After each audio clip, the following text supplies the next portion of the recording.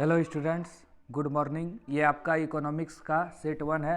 हम आज आपको इम्पोर्टेंट क्वेश्चन बताएंगे इसमें जो एग्जाम में आपका आ सकता है, तो इसको ध्यान से देखिए। और ये सीरीज चलेगा सेट 1, 2, 3, 4, 5 का। तो चलिए देखिए, शुरू करते हैं। सबसे पहला क्वेश्चन है, दो वस्तुओं x और y के लिए उत्पादन संभावनाएं इस प्रकार दी हुई है। उत्पादन संभावना दिया हुआ है, जैसे ये है एक रेखा ये है, इसमें कोई 0 है, कोई 1 है, 2 है, 3, 4, 5 है और वस्तु y। एक तरफ है वस्तु y, एक तरफ है वस्तु x। तो कैसे होगा? ये चलते रहेगा इस तरह, मतलब एक सरल रेखा है और ऋणात्मक है, ऊपर से नीचे आ रहा है, तो ऋणात्मक ढाल एवं सरल रेखा। अगला क्वेश्चन, निम्न में से कौन अर्थशास्त्र की केंद्रीय समस्या है? अर्थशास्त्र की केंद्रीय समस्या क्या है? क्या उत्पादन करेंगे, क्या उत्पादन किया जाए, कैसे उत्पादन किया जाए और किसके लिए उत्पादन किया जाए, यह अर्थशास्त्र की केंद्रीय समस्या है। तो क्या बचत नहीं, क्या निवेश नहीं, क्या उपभोग नहीं, किसके लिए उत्पादन, इन तीनों में यहाँ यही है ना, किसके लिए उत्पादन किया जाए। अगला, अर्थशास्त्र में शब्द व्यष्टि और समष्टि का प्रयोग सबसे पहले किसने किया?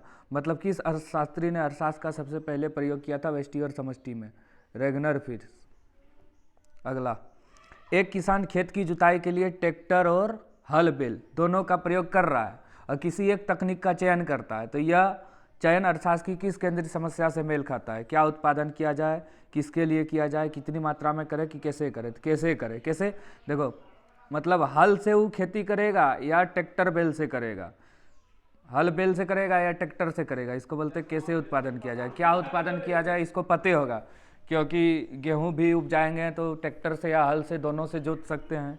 किसके लिए इसको पते है, किसके लिए उत्पादन करेंगे, कितनी मात्रा में करेंगे, वो खेत पे निर्भर करता है। तो क्या होगा, कैसे उत्पादन किया जाए। चलिए अब आगे देखिए, किस अर्थशास्त्री के अनुसार उपयोगिता को मुद्रा में मापा जाता है? Alfred Marshall. चलिए अब आगे देखिए, एक व्यक्ति 4 गोलगप्पों का उपभोग करता है। देखिए, शुरू में जब हम कोई चीज़ खाते हैं, जैसे रसगुल्ला शुरू में खाते हैं तो पहले हमको ज़्यादा उपयोगिता मिलेगी, फिर दूसरा पीस खाएंगे कम, धीरे धीरे घटते रहेगा।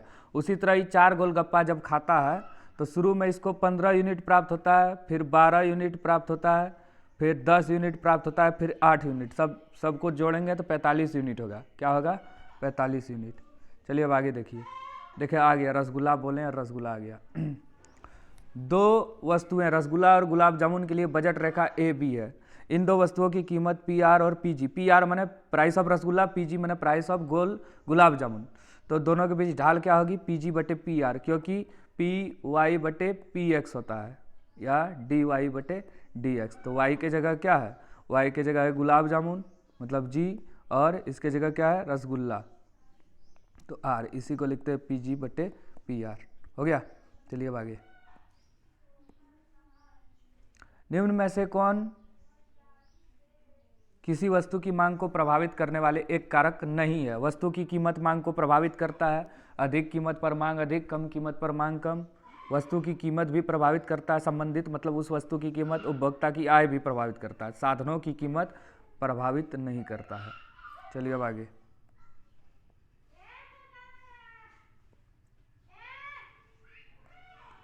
यदि वस्तु x की कीमत कम होने से वस्तु y की मांग कम हो जाती है तो इन दो वस्तुओं को क्या कहेगा?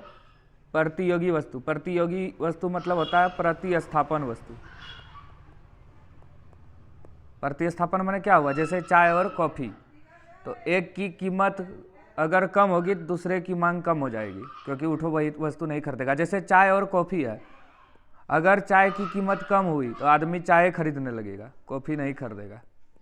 या चाय की कीमत अगर बढ़ेगी तो आदमी कॉफ़ी की मांग बढ़ा देगी, तो उल्टा संबंध होता है इसमें। चलो देखो अब आगे, यदि किसी वस्तु की कीमत में 5% की कमी होने से उसकी मांग में 8% की वृद्धि होती है तो मांग की लोच क्या होगी? मांग की लोच बराबर मांग में प्रतिशत परिवर्तन बटे कीमत में प्रतिशत परिवर्तन। प्रतिशत खत्म, 8/5 बराबर 1.6 आएगा, कटाएंगे जब इसको। 11, निम्न में से किस वस्तु की मांग लोचदार होगी? लोचदार मांग क्या है? एक होता है जीवन के लिए आवश्यक वस्तु, उसकी मांग होगी बेलोचदार। एक होता है सिर्फ विलासिता की वस्तु, उसकी मांग जो है क्या होगी? उसकी लोचदार होगी, जैसे रेफ्रिजरेटर। जीवन रक्षक दवाई महत्वपूर्ण है, लेना पड़ेगा। माचिस जरूरी है, लेना पड़ेगा। नमक भी लेना पड़ेगा। लेकिन रेफ्रिजरेटर का अगर कीमत बढ़े ज़्यादा तो आदमी नहीं खरीदेगा। निम्न रेखाचित्र में मांग वक्र ए बी के बिंदु जी पर मांग की लोच क्या होगी? ये रेखाचित्र देखो, शायद यहाँ बना दिया है, देखो ऊपर में बना दिया है। ये है रेखाचित्र।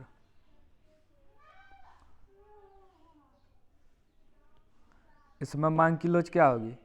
इधर होता है 1 0, इधर 1 से अधिक 1 से कम होगा ऊपर में, तो क्या होगा यहाँ 13 नंबर, 14 नंबर था, 12 नंबर है। 1 से कम क्या होगा? 1 से कम 13। देखो किस प्रकार की वस्तु की कीमत बढ़ने पर उपभोक्ता उस वस्तु की अधिक मात्रा खरीदना चाहता है? गिफिन वस्तु, जो निम्न स्तरीय वस्तु है, जैसे मोटे अनाज। यदि एक उपभोक्ता एक वस्तु पर अपनी आय का एक बड़ा हिस्सा खर्च करता है तो उस वस्तु की मांग होगी बेलोचदार। बेलोचदार मतलब जो जीवन के लिए आवश्यक है।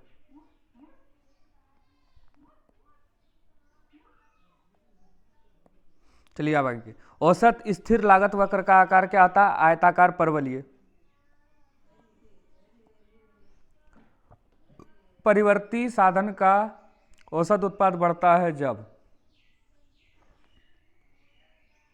जब सीमांत उत्पाद जो है औसत उत्पाद से अधिक होगा।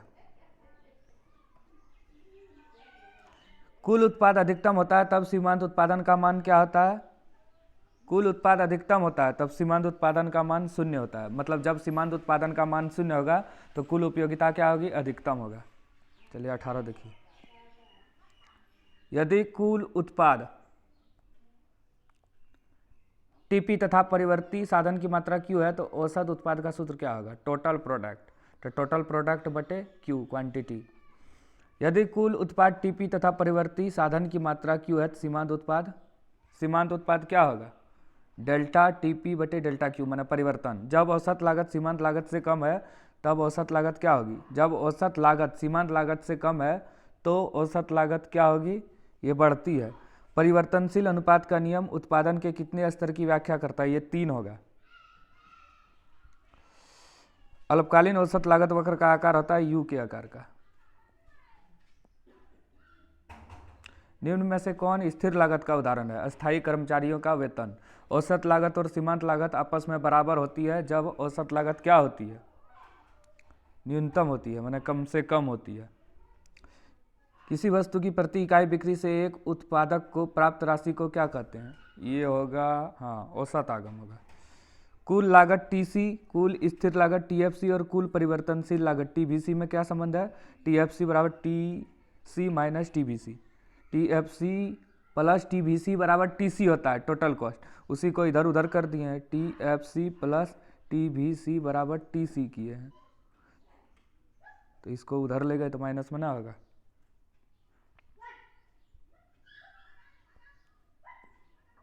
जब किसी वस्तु की मांग में वृद्धि होती है लेकिन पूर्ति में कोई परिवर्तन नहीं होता तब संतुलित कीमत में क्या होती है? वृद्धि होती है। यदि किसी वस्तु की मांग डी तथा पूर्ति एस हो तो बाजार संतुलन की शर्त क्या होगा? डी बराबर एस, डी माइनस एस बराबर 0, डी बटे एस बराबर 1। तो इनमें से सभी।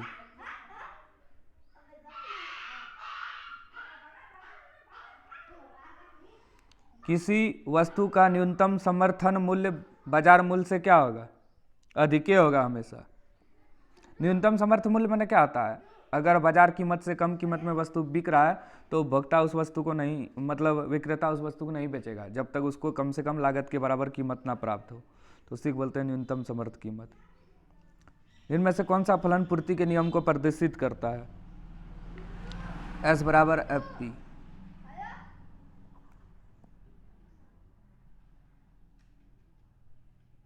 मुक्त प्रवेश और निकास की स्थिति में एक पूर्ण प्रतियोगिता बाजार में संतुलित कीमत क्या होगी? न्यूनतम औसत लागत के बराबर होता है। एक उत्पादक का उद्देश्य क्या है? लाभ, अधिकतम लाभ कमाना। उत्पादक का यही उद्देश्य है। अल्पकाल में एक पूर्ण प्रतियोगी फर्म हानि प्राप्त करने के बावजूद उत्पादन जारी रखता है जब वस्तु की कीमत क्या हो? औसत परिवर्तनशील लागत से अधिक या इसके बराबर हो, लागत से अधिक प्राप्त हो रहा है या बराबर, तो हानि में भी वस्तु बेच देगा। निम्न में से कौन पूर्ण प्रतियोगिता की एक विशेषता नहीं है? क्रेता और विक्रेताओं की अधिक संख्या है, मुक्त प्रवेश भी है, सरकार का कोई हस्तक्षेप नहीं, ये भी हो जाएगा, वस्तु की मांग बेरोजगार है, ये नहीं होगा, डी नंबर। चलिए और 5 है, किस प्रकार की बाजार संरचना में किसी वस्तु का केवल एक उत्पादक होता है? तो एकाधिकार बाजार होगा। इनमें से कौन सा कथन पूर्ण प्रतियोगिता और एकाधिकार में अंतर स्पष्ट को व्यक्त करता है? एकाधिकार पूर्ण प्रतियोगी फर्म की तुलना में अधिक कीमत तय करता है और कम मात्रा में बिक्री करता है, बी नंबर होगा। एकाधिकार के अंतर्गत कीमत और सीमांत लागत के बीच क्या संबंध है? ये प्राइस जो है मार्जिनल कॉस्ट से ज़्यादा। निम्न में से किस बाजार संरचना में कीमत और सीमांत लागत में समानता पाई जाती है? समानता पूर्ण प्रतियोगिता बाजार में पाई जाएगी। चलो अब आगे। एक विक्रेता को 5 प्रति इकाई कीमत पर किसी वस्तु की 60 इकाई की बिक्री प्राप्त होती है, तो कुल आगम क्या होगा? कुल आगम टीपी गुना क्यू होता है, क्वांटिटी, टोटल प्राइस 5, 60, 6 300। उत्पाद कर में वृद्धि से किसी वस्तु की पूर्ति क्या होती है? पूर्ति में कमी आती है। हो गया, ठीक है, थैंक यू। ये सेट थोड़ा हार्ड था, इसलिए कैसे लगा आप बताइए नीचे कमेंट में। ठीक है, थैंक यू।